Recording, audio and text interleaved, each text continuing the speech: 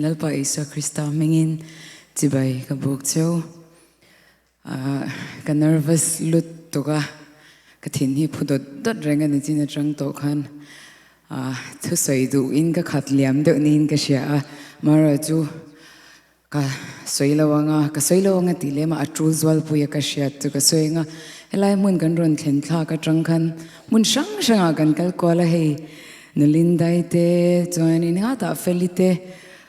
Maryland kan kalnate Texas kan kalnate chuan helama po Melshad ka munwal chawa veina hianin kan intimi khwal lo hle ani ti kha minshat sakula ti kha kan soima sadua in thatnate in midu saknate pathian in ale tam takin lomal som chu ro se kalharon saktur hi keima mimala hei ka testimony la ania hun har satak kato lai khan kovel thila kanin nga kasoi me nga covid hun lai kha anyang chumo nangni pon har satna in nei cheu karinga har satna aliana mo ate amo covid hun lai khan eizon na chungcha nga te mizorama khanin viral bel te kan tia kan mizo puite ani khata chowai khat cha eite khan omani khang ho te tan khan vebur kan lo khon sakto a khang lai khan karil ruwa yan thil tam tak aron luta mi lo har sat ziate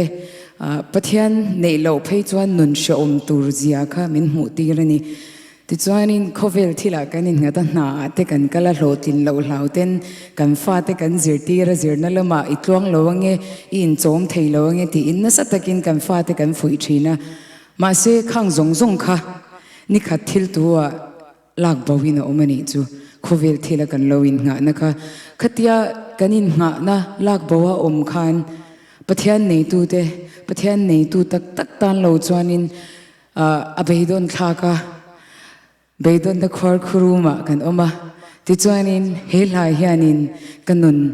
be seina thar min pe a thamon na min pe a chutiang bok chuan nang na ni nu na ngei po thu a soi ngei ka be seya har sat na tu na ikal paltlang mek kha ke chuan ka shiat pui lo che zantin a tong trai na I hlan thin kha ke chuan ka shiat pui lo che khang hun lai ka tong trai khan lalpa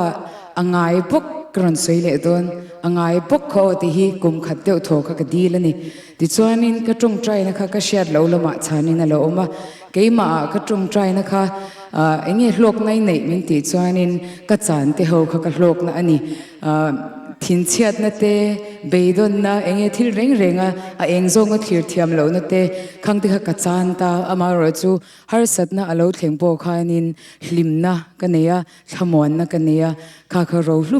Isua nei tu kani hlutna nita in ka sha pathian chu choimo inom ro se pathian ro puinan rohlu Isua ti la kan sange